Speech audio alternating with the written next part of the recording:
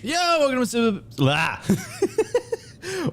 to Simply Bitcoin Live. That was a tongue twister. We are your number one source for the peaceful Bitcoin revolution, code breaking news, culture, medic warfare. We will be your guide through the separation of money and state. It's the Friday show. Super excited. Oh man, it's been quite a week. We're gonna end it with some bullish news. Michael Saylor is going absolutely ham. We know that this week he announced that he was gonna sell $750 million worth of MicroStrategy stock to stack more Bitcoin.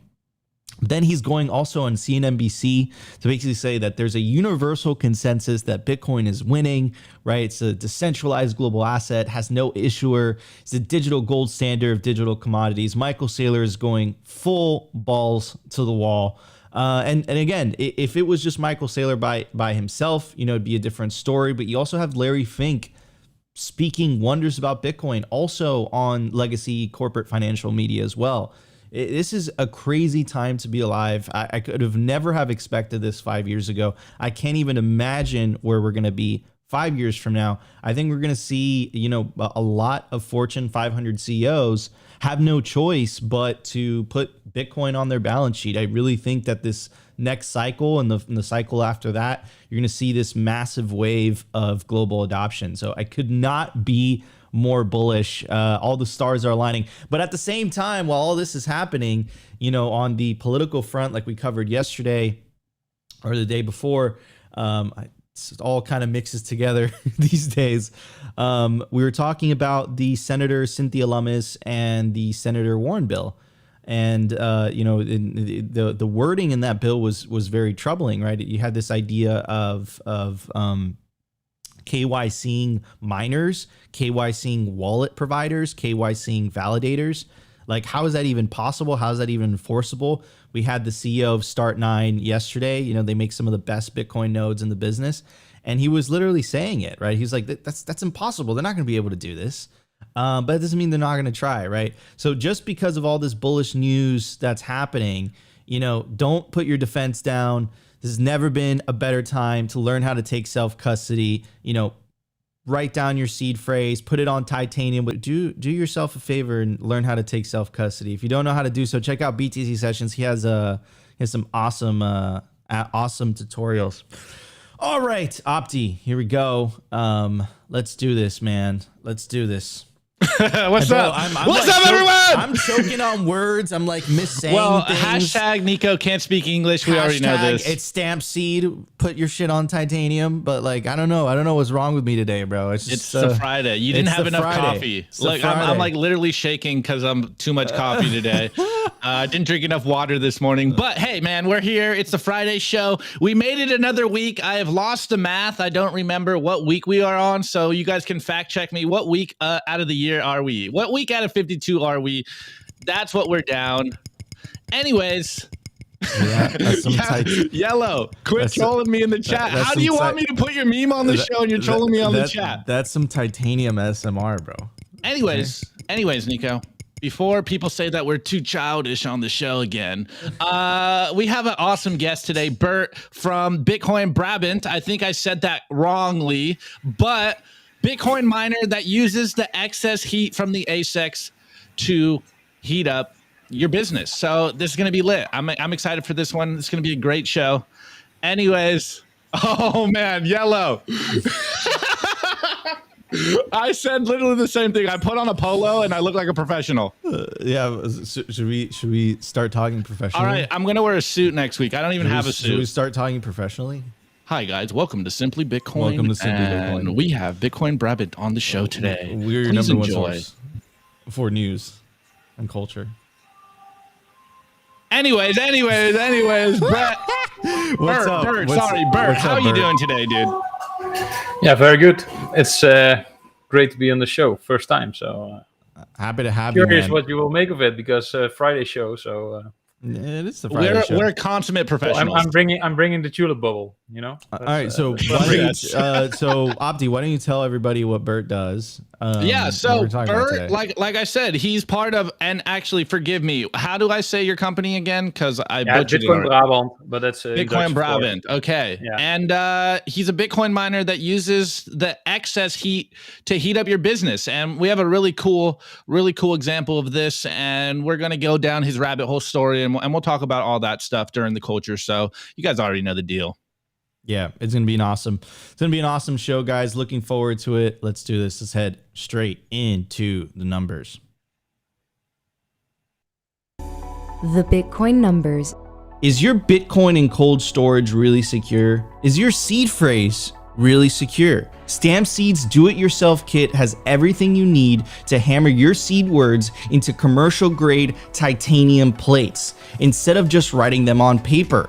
Don't store your generational wealth on paper. Paper is prone to water damage, fire damage. You want to put your generational wealth on one of the strongest metals on planet Earth, titanium. Your words are actually stamped into this metal plate with this hammer and these letter stamps. And once your words are in, they aren't going anywhere. No risk of the plate breaking apart and pieces falling everywhere. Titanium stamped seeds will survive nearly triple the heat produced by a house fire. They're also crush-proof, waterproof, non-corrosive, and time-proof. All things that paper is not, allowing you to hodl your Bitcoin with peace of mind for the long haul. Stamp your seed on Stamp Seed. Guys, you don't want to find yourself in a situation where you have to explain to your grandchildren why you lost your generational wealth because you didn't properly secure your Bitcoin wallet backup seed words. So you want to put them on titanium. You can scan the QR code on your screen right now and it'll take you directly to the titanium seed phrase storage kit from Stamp Seed, and you can you could purchase one. So you don't have to explain it to your grandchildren why you lost your seed. Anyways, at the time of recording, the Bitcoin price is 29,235 sats per dollar, 3,421. Block height, 801,669. Blocks having 38,331 having, estimate April 20th, 2024. Total Lightning Network capacity 4,689 Bitcoin. Capacity value 137 million US dollars. Realized monetary inflation 1.76%. Market capitalization $568 billion. Bitcoin versus gold market cap 4.37%. Anyways, I have a very interesting video for you guys from Adam Back, and shout out to Documenting Bitcoin, which does an incredible job documenting Bitcoin. So they say 6 years ago today, Bitcoin proved itself as a decentralized system no one controls. Listen to Adam Back explain. So let's check it out. In the SegWit 2x episode, the people in the companies that were trying to organize to push Bitcoin into a kind of bigger block, more retail payment direction, spent a lot of effort lobbying miners with the idea that the miners were the decision makers. But it turns out the miners were basically powerless and immediately switched networks, just for simple economic reasons. And so I think the combined learning for everybody that the end users with their economic voting, that they would sell the fork, they would short the future, and that the miners were basically not politically active in any way. They would just mine whatever's more profitable, meant that it was kind of a landslide victory for people who wanted to keep Bitcoin as a user-controlled and owned currency. So the fact that that worked was extremely positive. So as Giacomo said, that people were nervous before, but when it was a victory, and it was a genuine grassroots victory, which showed that the developers had essentially no control, the large companies had no control, and the miners had no control. So it's basically a perfect storm, and Bitcoin came out the other side completely unscathed. So people view that as a very interesting and positive lesson about the sort of long-term store of value capability of Bitcoin, because basically all the forces that could be potentially aligned against the user's interest to keep Bitcoin permissionless and decentralized tried their best to coordinate and completely failed in the market. So I think that was instructive to everybody because people were kind of nervous or unsure, had different levels of understanding about the game theory. But it turns out that basically it's not possible to change Bitcoin if you have your own private keys and you wouldn't accept a transaction that's not verified by your full node. then other people out in the world can do whatever they want. They can mine other things, they can make arguments, they can change the software their exchange runs, but ultimately you're still going to have Bitcoin, and nobody external to you can change that fact. So that fact was not understood. And I think that's also very positive since then, that there's been a lot of interest in adopting full nodes. So I think Adam Back perfectly described, the fork wars and the significance of the fork wars, what happened during the fork wars. And yeah, it's a testament to what makes Bitcoin unique, right? You had the largest miner, Bitmain, try to team up with some of the largest companies, and they were trying to change for bigger blocks, and that would have centralized the network in the process, because bigger blocks means more resource requirements in order to run a node, more resource requirements to run a node, meaning less people can run a node because it becomes economically unfeasible for a lot of people, right? The block size are the way they are by design. It's a feature, not a bug. Decentralization above all. And the fork wars, not only did it not kill Bitcoin, it made Bitcoin stronger, right?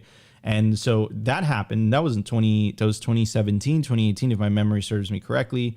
And those are some scary times. I remember that they artificially made the Bitcoin Cash hash rate surpass Bitcoin's hash rate for, I think, 2 or 3 times, depending on the hash rate metric that you're using. But a couple years after that, we had the China ban during the 2021 bull market. And, both those events were attacks on Bitcoin, make no mistake. And what was the inevitable outcome of both those things, inevitable in hindsight, but when you're living through it, it's actually pretty freaking scary, because you don't know, it's never happened before in a historical context. But the outcome of that was, what doesn't kill the honey badger makes it stronger, right? The hash rate decentralized in the process. It proved that it's not the miners who own the network or run the network. They're just paid security guards. Who's really running the network are the nodes, right? This is why it's so important. Run your own node. If you don't want to build one, you could buy a pre-built one. Start9 is dope. Nodl is dope. There's so many, there's so many companies you can check out if you want a pre-built node, or you could just build one yourself. And when I say node, you can run Bitcoin Core on an old computer that you're not using, right? You don't have to have a dedicated device that's always on, right? Even though that would be the ideal case. So anyways, Opti, what's your take on this, bro? Like, I love the way he explained it. It sounded super smart. I don't think I could have explained. I could have articulated it, the fork wars, that well. No, highly regarded. He didn't even call it the fork wars. He called it the SegWit 2x event or something. Yeah, I mean, well, look, this is why we tell you guys constantly on the show to run a node. Like, this is why we Bitcoin. Like, this is why Bitcoin is money for the people, by the people. And it's because you guys run a node. You verify your own transactions. Don't trust someone else with your money.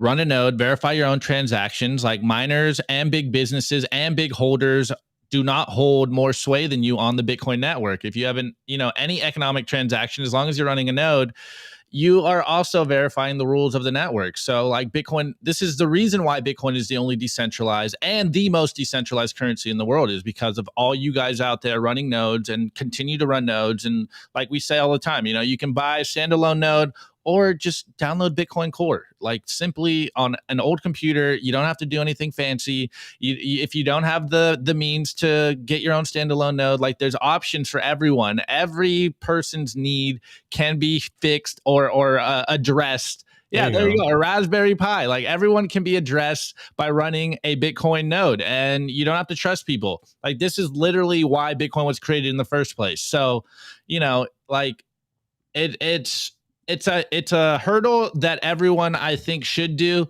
But hey, if your family doesn't feel technical, be their Uncle Jim so they can verify off your own node. Like, there's a lot of things to continue to decentralize the network. And I came after the SegWit 2x battle. I came in like a month after this, so I came in once the dust settled, and it was so unnerving at the time. I'm like, wait, which one is the real Bitcoin?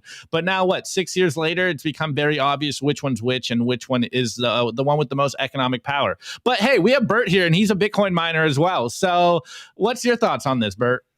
And Node Runner, as you could see. And Node Runner, exactly. That's one of the nodes that's currently not working. But yeah, so I also came in quite far after the fork wars. So if you want to know about it, read Jonathan Beer's book, Block Size War. That's an amazing book.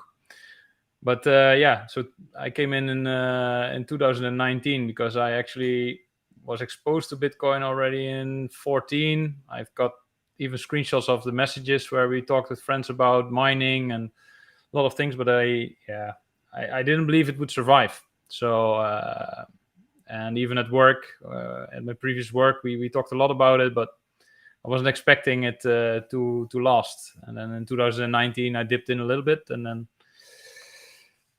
basically 2 years full time, I had to know everything about it. And then in 2021, I started mining a bit, so heating my home. A lot of noise, so I had to cancel the noise out. So started to build boxes to dampen the noise. And then in last year, I started to mine at a greenhouse. I made a little video of it, posted it on Twitter, and got 500,000 views. And then, yeah, I had a company. So that's basically the story. So it was a really nice couple of years, and now full time in Bitcoin already for more than 1.5 years. Awesome, man. Well, that's awesome. It's let me ask you something, because you went full time Bitcoin. Opti and I went through the same process as well. I'm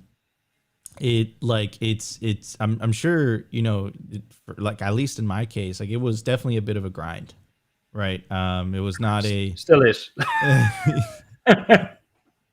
That is very true. But I guess working up to full time Bitcoin, like working full time in Bitcoin, I think that a lot of people want that, but I think that a lot of people don't understand the grind and commitment and passion that is required in order to achieve that. Yeah, and a very minimalistic lifestyle. So yes. If you don't have cost, then it's okay, So if there's not much income, and also if you look back, mining. So last year I did 18 installations at businesses. So also some homes, but mostly businesses. So placing heaters at a warehouse or a restaurant or all kinds of places. And the greenhouse is the most famous, so that's why Bitcoin Bloom is always quite in the mind of people, because it's tulips and tulip bulbs. So that's easy to think of what is actually being grown there. And we shipped it last year, and this year we will do the same again. When we finish drying the tulip bulbs, we will ship them again for Bitcoin. But a lot of businesses last year, but that was also because the natural gas prices exploded in Europe. And now they have normalized again. So heating with miners is again not as profitable as it was last year. And the nice thing is now it's slowly shifting towards load balancing and spare capacity mining, because there was such a huge solar expansion here that we have a lot of moments where you get paid to use electricity, and also that we have problems with the net. So basically the transformers going down, and then we can use some miners to keep the grid balanced, and also use some excess electricity. And we do that with old machines. So as you can see here, the S9s, we just refurbish them a bit or make them silent wherever people want to put them, and then throw them in. And it's just basically on electricity that you're either paid for or you need the heat or these kind of things. So cheap Awesome. machines. Very, And decentralizing Bitcoin, that's the most important. Yeah. Very, very cool. Very, very cool. All right, everybody. Before we move on to the daily news, I want to give a shout out to the biggest Bitcoin conference on the face of the earth, Bitcoin 2024. It's going to be in Nashville, Tennessee this year, July 25th through the 27th. You don't want to miss it. Get your tickets now before the prices go up. For a GA, you can get it for $349. For an industry pass, you can get it for $849. For a whale pass, you can get it for $4,749. And you can use the promo code SIMPLY to get yourself a major discount already on top of the discounted tickets. So use promo code SIMPLY, get a discount to Bitcoin 2024. And of course, Opti and I are going to be there, and we'll be excited to see you guys. Anyways, everybody, no more delay. Let's jump straight into the news. The Daily News. All right, guys, I want to tell you about the Orange Collab. They are building the social layer for Bitcoin. The Bitcoin circular economy is coming, and this is where it starts. Within real-life connections, find other Bitcoiners who live close to you, find plebs while you're traveling, or find nearby Bitcoin events. Plus, Orange Collab recently enabled Zaps, and you could zap your friends or zap events to help with the cost to organize your next Bitcoin meetup. There will be a time in the not too distant future where the most sought after demographic will be Bitcoiners, principled, devoted, patient, diverse, and loyal individuals who are the wealthiest single demographic. Stack friends who stack sats. Scan the QR code on your screen right now, and when you sign up, you'll get 10,000 sats. And of course, Opti and I appreciate all the love and messages that we're getting on the Orange Pill app. We appreciate you guys. Anyways, the big news for today, again, Michael Saylor just going scorched earth on CNBC. Here's a clip of him. Here's Bitcoin Archive, who does a great job archiving Bitcoin. And he says, Michael Saylor on CNBC, there is universal consensus around the world that Bitcoin is a decentralized global asset that has value, has no issuer, and is the global standard of digital commodities, right? So while he's saying that, Michael Saylor is also tweeting this, right? So he's flexing his muscle. And he's basically saying, like, look, this is our strategy. Look at how our strategy has performed basically everybody else. And for audio listeners, this is a graphic. It says MicroStrategy outperformance since adoption of Bitcoin standard. And it has comparisons, right? It has Oracle, it has IBM, right? It has Google, Apple, Microsoft, Meta, also known as Facebook, Netflix, Amazon. And he even puts Bitcoin on there. And apparently MicroStrategy's stock has gone up 254%. Bitcoin has only gone 145%. The S&P has only gone up 37%. The NASDAQ has only gone up 31%. The point is that I think he's making the case that his Bitcoin strategy, even though it's very bold, definitely very aggressive, it was definitely a risk at the time he was doing it, especially from his perspective. Obviously, it's not for us mere mortals. It's the only alternative was Bitcoin. But from someone in his position, I would definitely consider it a risk. But it's definitely paying off, and I think it's going to continue to pay off as time progresses. And I think that will be a forcing function for other public companies. They're not going to be able to ignore this thing. Because of it's just a superior asset. It's just better money than fiat. Like, you're holding fiat on your treasury. Like, think about it. You're holding $100 million or $500 million worth of cash. You're bleeding tens of millions of dollars too, and you're losing that purchasing power because of inflation every single year. It is a terrible store of value, but so you have no alternative, right? But you introduce Bitcoin into that. Even if you hold 1 or 2% of Bitcoin, it could compensate for the amount of purchasing power you're losing because of you holding fiat, right? This is the awesome part about Bitcoin. I think that's what Michael Saylor is proving right now. And I think the next cycle, it's going to be an undeniable fact. He's going to be totally 100% vindicated. Anyways, I'm going to play this CNBC, and then we'll kind of go around the table and get everyone's thoughts. Nico, I can't hear it. You're on the wrong tab.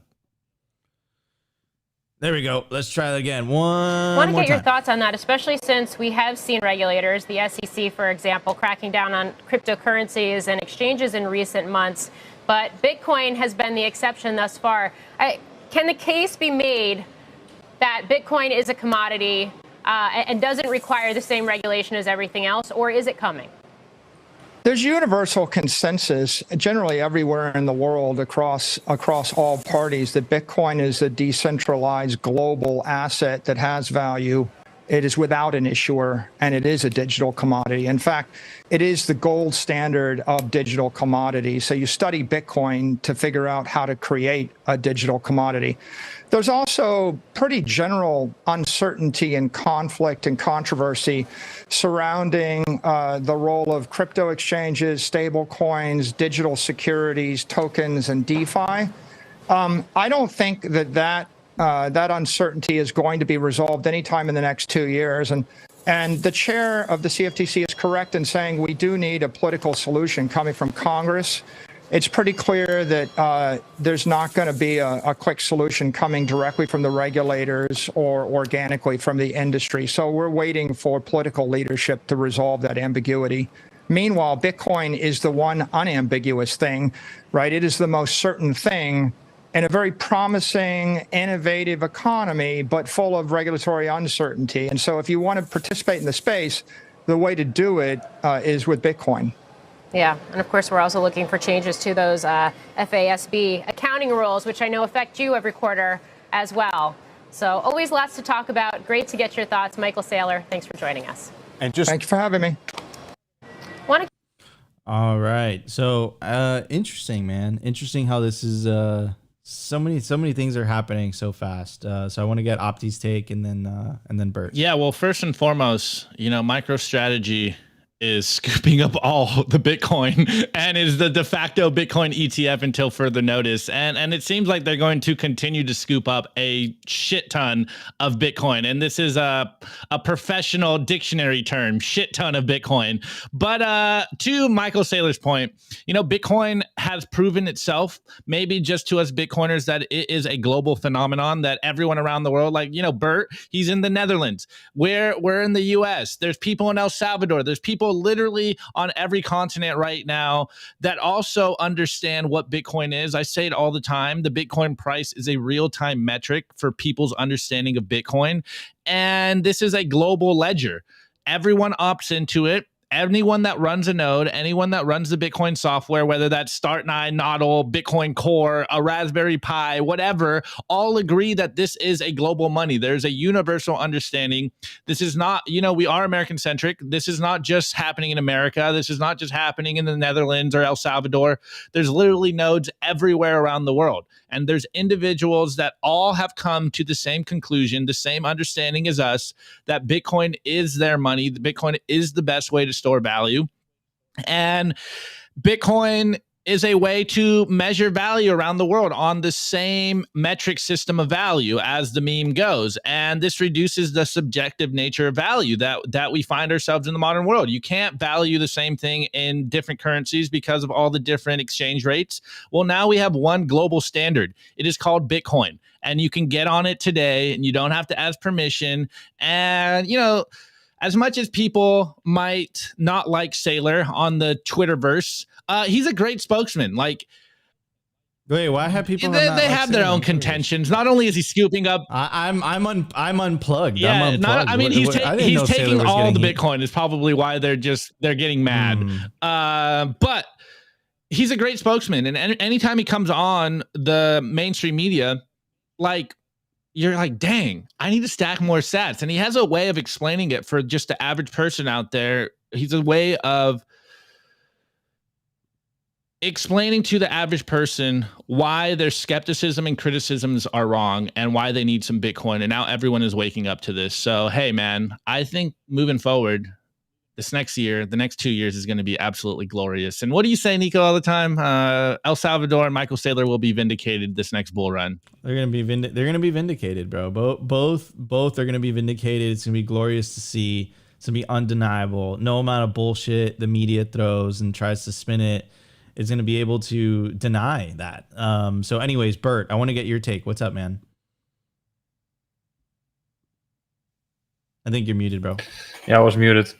And actually, first a comment. There was some comment from Yellow about Van Nistelrooy. He's actually from this town, so he's not mining yet. So we got Van Nistelrooy on the show. Yeah. So it's actually so if you come to our supermarket here and or go to the butcher where you can actually pay with Bitcoin, and you might walk into him. No, but enough football or soccer as you call it. Yeah, so Saylor is actually, for me, super interesting because he's an engineer that was a CEO.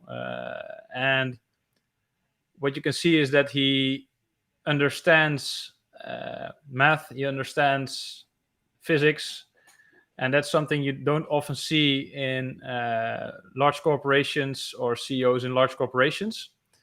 And this bold move that he makes is just, yeah, it's very insane. There we go. There he is. Yeah, the brother. Actually, that's also the name of the town where I am now. Huh? It's also called Nistelrooy. So that's Oh wow. interesting. Huh?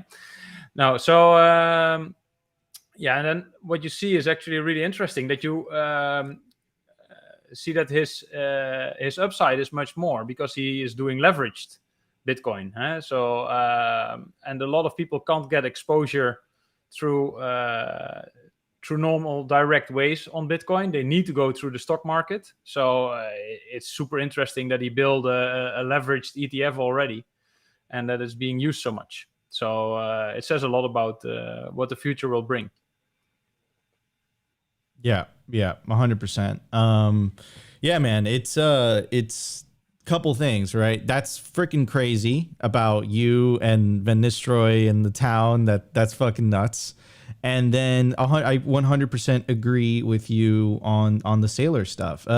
This is very, very exciting. But at the end of the day, to kind of go back to what Opti was saying, I didn't even know he was getting shit on Twitter, bro. Like, yeah, fine. Like, dude, if I was in his position, I would be using that big ass company to, leverage that company to buy more and more and more Bitcoin. Like that would be a genius move. Do you guys remember your first couple of years in Bitcoin? You would sell everything you can in order to stack harder. Like it was, I remember those days, right? Saylor's going through that. He's going through like the first couple of years. The only difference between him and the rest of us is that he's just a billionaire, right? So he has access. He's a lot more access. He has a lot more purchasing power than most of us. Wait, so just to clarify, when did Saylor start buying again? Was it 2020? It said right there in that chart, 2020. I think it was 2020. Yeah, it said 2020, August 2020, I think, in the chart.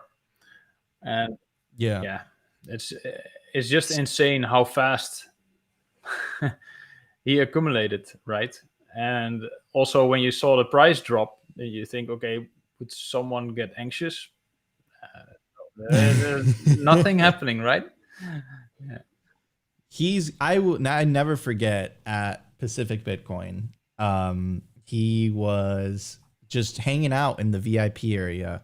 The VIP area was right in front of the stage, and it was kind of closed off, and he was just sitting on one of the couches listening to all the speeches. And I remember this was when Bitcoin was sitting at like 16K. So like I can't even imagine. Of course, he was concentrated, he was having a good time, but I can't imagine what it must have been like for him, down 50% on his Bitcoin investment and then having all that public pressure behind him. That must have been crazy, to kind of just, that is pure determination. Right. But again, most of us have gone through that. I know that I've gone through that. I think that if you've been here, because what tends to happen is most people get into Bitcoin in the bull market, right? Like that's like the generally what tends to happen with 99% of people, right? So you get in 2017, you buy at 10, 14, 15K, then goes back down to 3K. You're like, fuck, why did I do that? I could have just waited for, 3K. Like I'm a fucking moron. Anyhow. Also just, I think it was Foss who said it on Twitter the other day or yesterday or something. Saylor understands his risk tolerance and he understands how to hedge his risk. And I forget what his trade was in the past, but Saylor's been making these very quote unquote risky trades for probably the most of his career. And so once he understands something that he has full conviction in, he just goes all in, and it's paid off for him in the past, obviously. Like he is a billionaire. So like, have you ever seen the video of him presenting? Yeah. Yes. I'm talking about Apple. Exactly. Presenting the mobile Apple, right? wave, 100%. And That's before Bert. anyone had an iPhone, you know. And he's Exactly. just like, yeah, Yeah. you need to go full into Apple because this iPhone that's going to break the market. You know, you're not. Yeah, and everybody thinks, yeah, this guy is insane, right? Like Nokia and Samsung are dominating the market. They have 99%. What the fuck is this guy talking about? And look where we are now. Yep. You know, and that's Exactly. 2010 or something like that. And now he's doing exactly the same with Bitcoin. And people just simply think the same about him again. It's really funny. So Exactly. That was the point, because he knows that It's going up forever, Laura. The Opti's perfected the soundboard. All right, everybody, let's get to the culture. We got a lot to talk about today. Let's check it out. The Daily Culture. Brought to you by SwanBitcoin.com. Swan is the best way to build your Bitcoin stack with automated Bitcoin savings plans and instant purchases, serving clients of any size from $10 to $10 million. We love Swan because they incentivize self-custody and dollar cost averaging. What are you waiting for? Visit SwanBitcoin.com today. All right, guys, I want to tell you about the biggest Bitcoin festival, the Pacific Bitcoin Festival. It's going to be October 5th through the 6th in Los Angeles, California. It's literally, they do it in an airplane hangar. It's so badass. I can't recommend it enough. Current speakers include Jimmy Song, Lynn Alden, Greg Foss, Alex Gladstein, Corey Clipston, Preston Pish, and many, many more. You don't want to miss the biggest Bitcoin celebration of the year, the Pacific Bitcoin Festival. It's going to be awesome. The biggest Bitcoin celebration on the West Coast. It's going to be freaking awesome. You don't want to miss it. It's super homey. You get to see some of your favorite Bitcoiners. You get to just walk up to them, have a conversation with them. I had a chance to talk to Lynn Alden last year for like 20 minutes. It was so crazy. I can't recommend this festival enough. Check it out, Pacific Bitcoin Festival. You can use promo code for 21% off your tickets to Pacific Bitcoin Festival. Anyways, Opti, what are we talking about today, brother?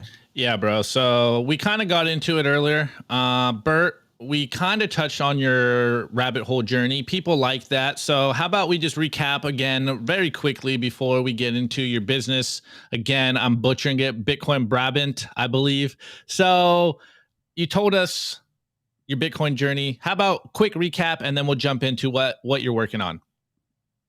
Yeah, so quick recap is 2019, started to get to know a little bit about it, then wanted to know everything about it, which ended up also meaning that I wanted to mine, and mining was 2021. And then last year, natural gas prices exploded, hung one of the miners in a greenhouse, took a video of it, 500,000 views. And then I got a lot of requests to start to hit businesses with miners. And that's what I did throughout last year. So I did 18 businesses last year. And now I'm running a Bitcoin business. And Love it. That's full time. And now it's more directing into reselling some of your US products from Blockstream and Foundation Passports.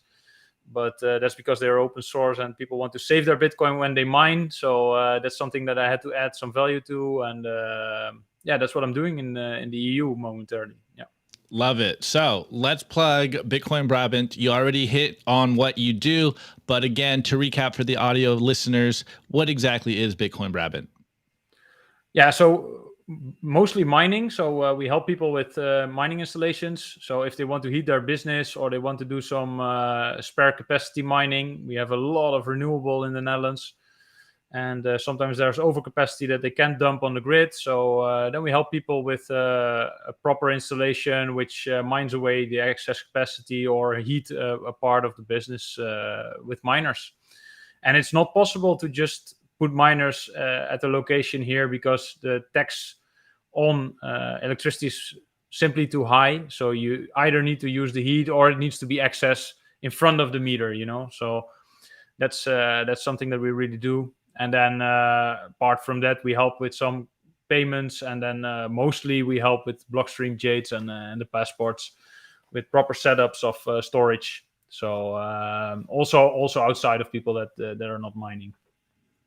Love it. So you mentioned earlier, are you using S9s mainly, or are you using No. So we're using from Bitmain to WhatsMiner. Depends. It really depends on on what the client wants, what the timeline looks like, what the contracts look like, how much electricity, how much heat.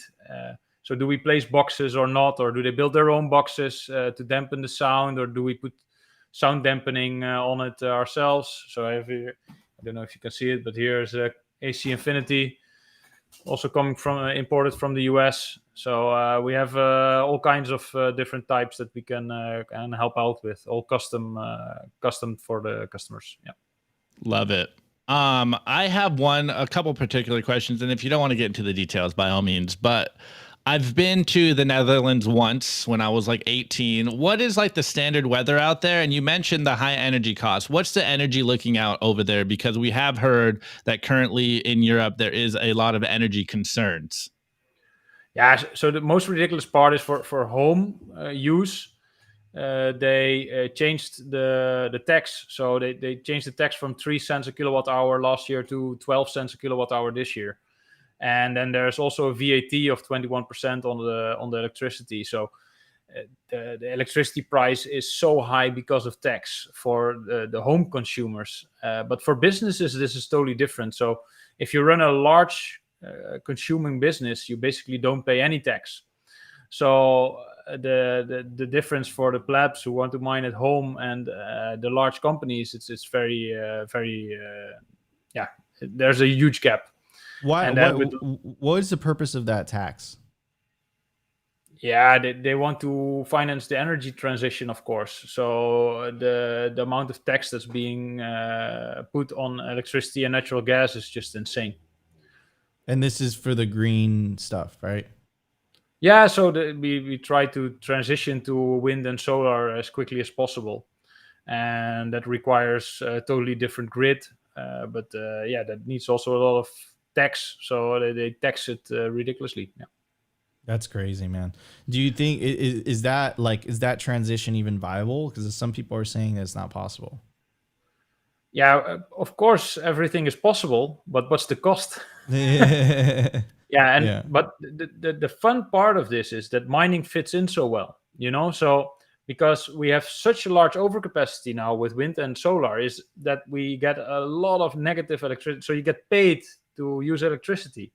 So you just throw in an old S9 and you just switch it on when the prices hit zero.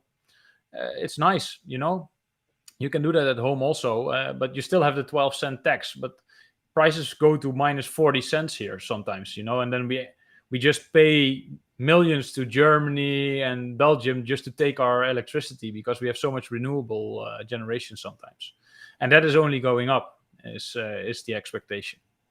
Gotcha. Love it. All right. So we got a question in the chat by Dennis. Said, please ask Bert to give us some examples of how this has worked out for some, how you implement it, and so on into the businesses around you. Yeah, so the greenhouse, so the Bitcoin Bloom greenhouse where the tulips are, that was the easiest example. So they use a lot of electricity, so they barely pay any tax on their electricity. Have a good contract which is stable, so a very low electricity price, and they need heat year round. So in the winter they need it to grow the tulips, and in the summer they need it to dry the tulip bulbs because they come out of the land wet, So yeah, this is the picture you see. That's the greenhouse, and we just have ASIC standing there, pushing the heat either through the bulbs in the summer or through the greenhouse, which grows the flowers in the winter.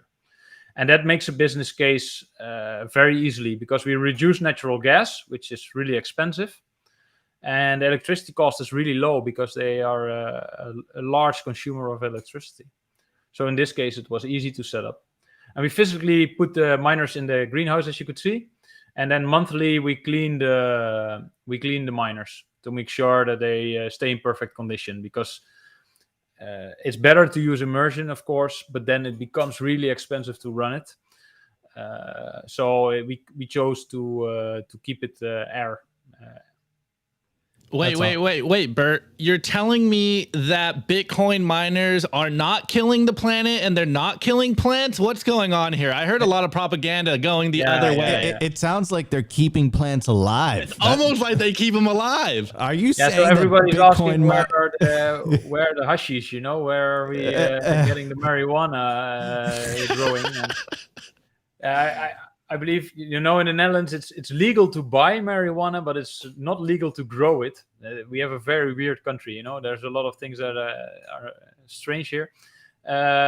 So for sure, there's no one going to publicly say that this is happening. But of course, these kind of things happen, because they also need electricity and they need to heat plants. And we do it with tulips, and we did it with hydrangea, but they went bankrupt, the greenhouse, and that was because the natural gas prices were so high, and they still needed to use a lot of natural gas, so they didn't make it, as many didn't. But the greenhouse, who used quite a lot of electric heat, they surely survived with the tulips, and that's also partially because of Bitcoin. So it's nice to see these implementations. Where you grow food also, and that's what I think is also coming up. We will see food growing.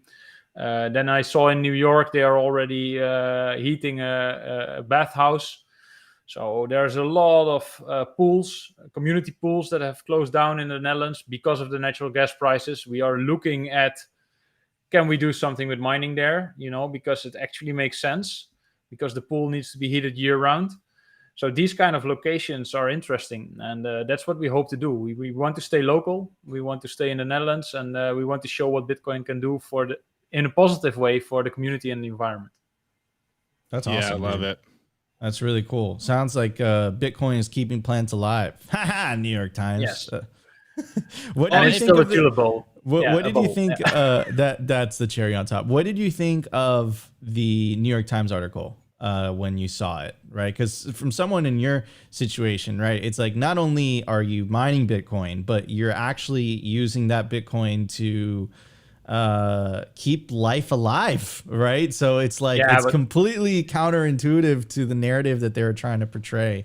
Yeah, but you see that it's turning, and the narrative is turning. So I had a couple of mainstream media coming to visit. So I had CNN over. So in Decentralized, it's a little, it's a little documentary that was made. I could present a little bit, and they were really asking, like, is this real? What you're doing, is this real? Is this really heating the green? They're really pushing it. So they.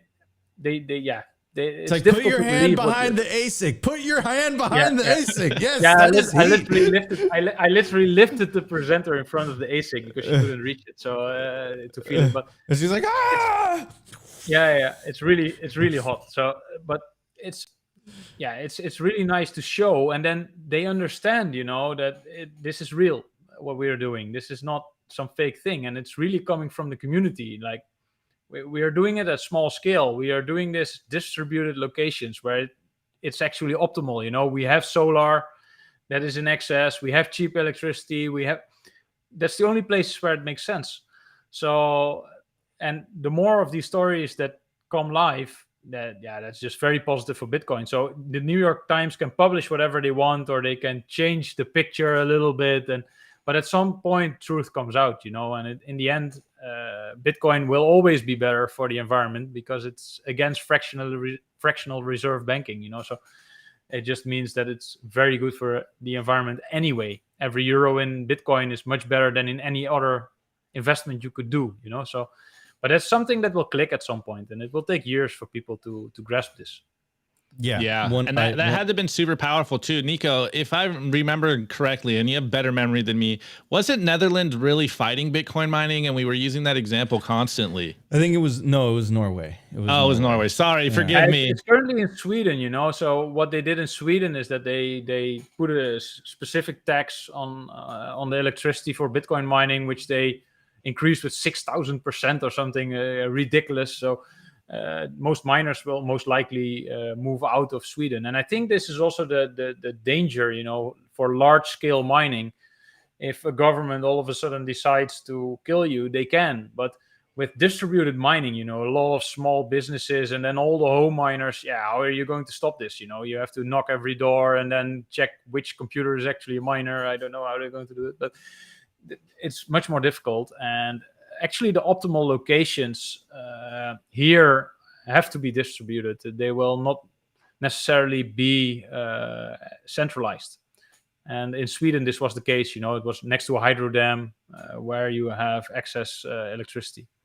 Yeah, and it's interesting too because they tried the same thing in Norway, and in the Norway to me was the smoking gun because it was like 98% or 99% of the electricity that the miners were using was from so-called renewable energy sources in the northern part of the country where no one else is using that power.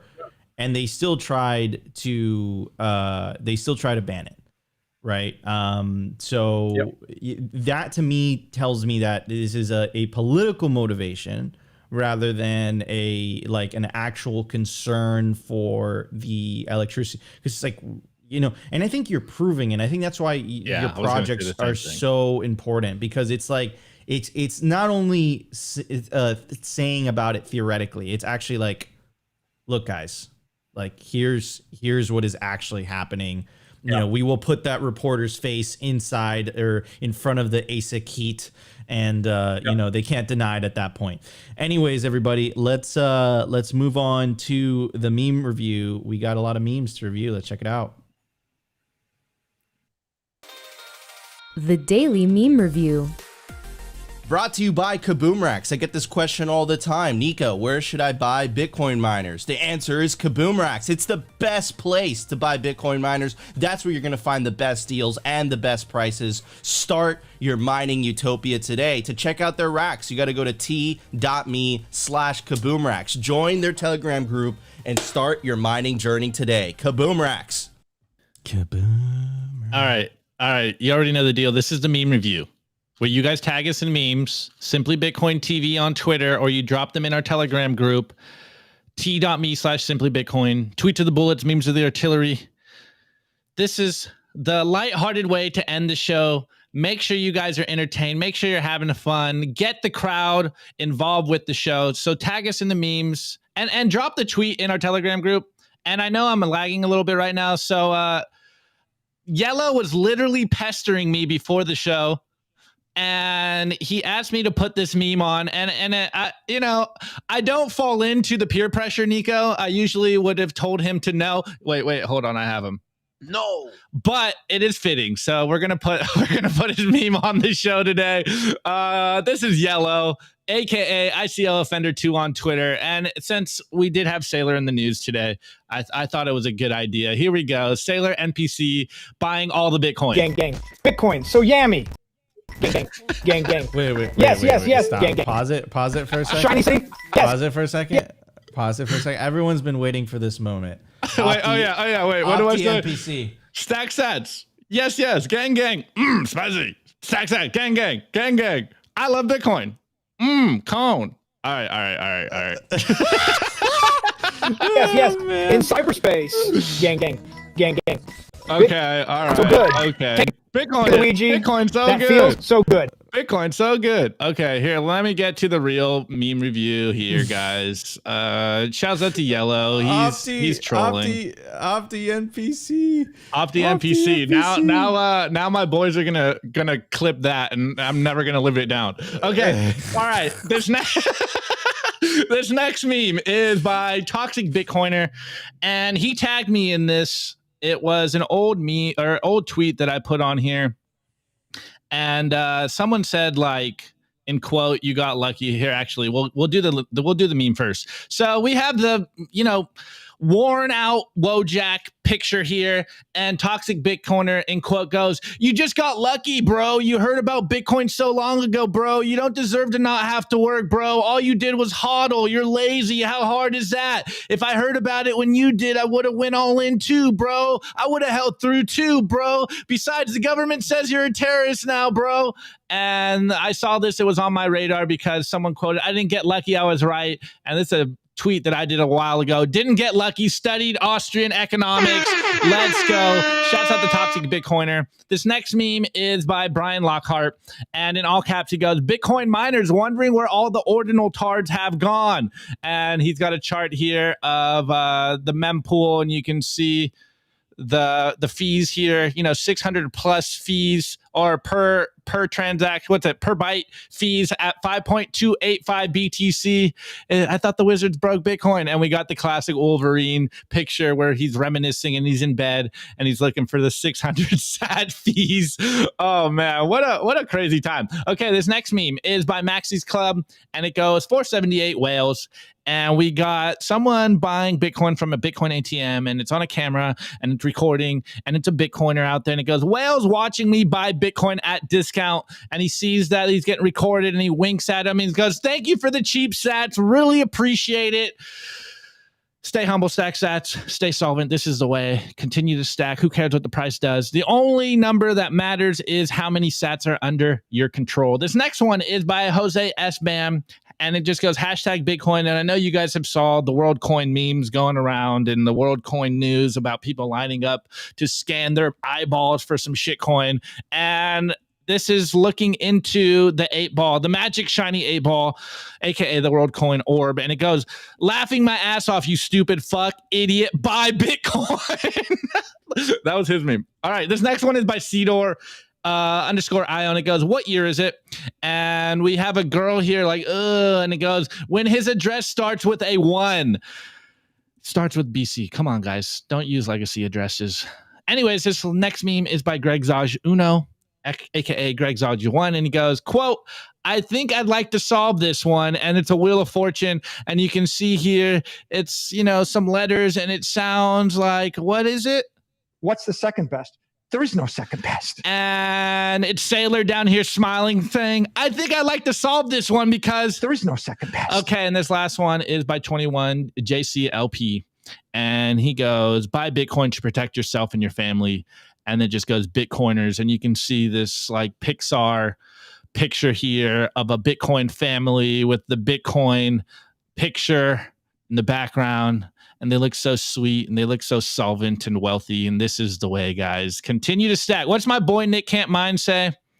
I don't stack sats for my first name. I stack sats for my last name. This is the way, guys. This changed the course of not only your progeny, but of humanity by stacking sats. This is why I do what I do as well. Anyways, Nico, or actually you guys, drop your meme review score over there on the other side of everyone, and we will cover it live. I legitimately forgot to get a score, but this was on the floor. So, silica gel packet.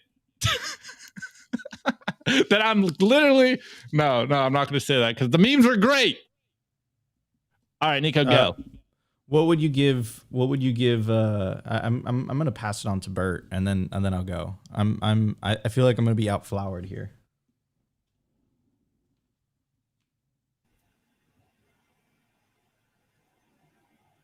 Bert, what would you give those memes? Ooh, it's a good one. Yeah, you kicked off with the yellow one, eh? That's gang. I love Bitcoin.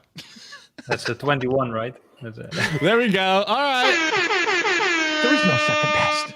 Okay. That's a good score. All right, are you ready? Are you ready for my score, Opti? Dun. Oh, I'm gonna give it a Van. I'm gonna give it a Van Nistelrooy. That's my score. Oh, that's my score. Nice. Okay, let me see. I got a few. We got a few in here already, Nico. So let me pull them up. I didn't check this one. I can't believe he's from your town. That is so fucking cool, dude. I can't get over that. Oh man. All right, first from Rave Elevator. One wrestler Ric Flair yell, "Woo! Woo!" All right, Opti, you should have done it. All right, next score. The P-Man Van, me picking up my dog's business from the New York Times with the New York Times. Now that's environmentally friendly. All right. Here, actually, let me read this one, Nico. Neutered field, score. Get a degree? No. Get a real job? No. Provide value to my fellow man? Def no. Become a live action NPC and use the gains to stack sats. Oh, yeah. Gang. I love Bitcoin. I love Bitcoin. Corn so good. Okay. All right. Go, Nico. Your turn. Hodl coin. I give the memes a corn emoji. Yum. I love corn. You see? I'm pretty good at it too, Opti. You're not the only e-girl here, okay? All right. I'm their favorite e-girl. Bitcoin for Canadians. I give those memes another great weekend of green candles. Okay. All right. And Elaine. Bitcoiners find out ESG is a control system, even if the Bitcoin ESG FUD stops. That's some wisdom right there. All right. Next one by Igor. I give those memes the greatest rude footballer ever.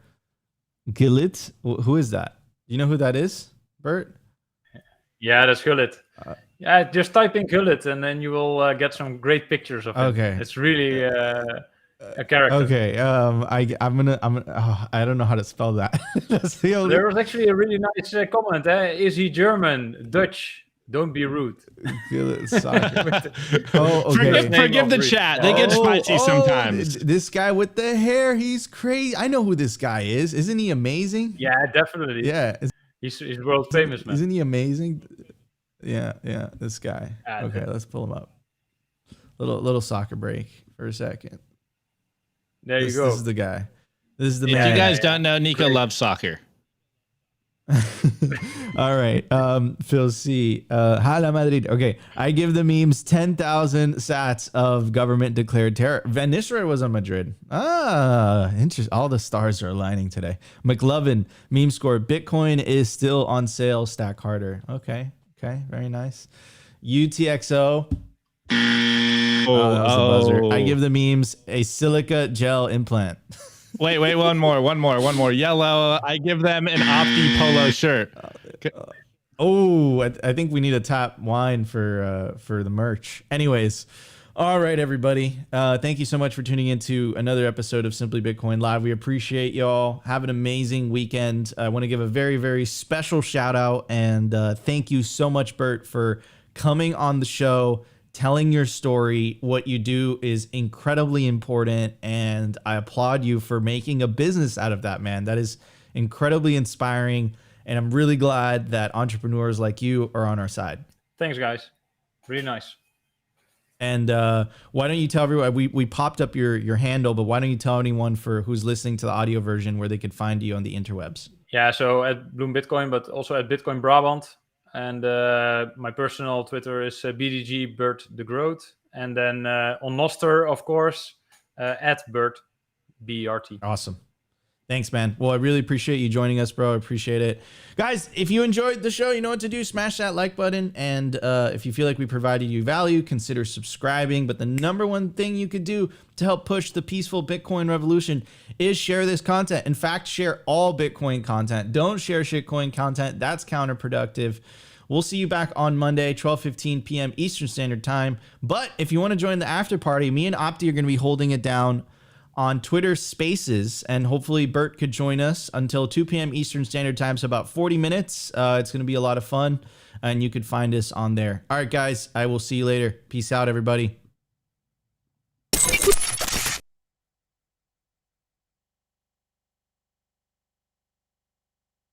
Hold on. I got a special message for you guys in the YouTube chat.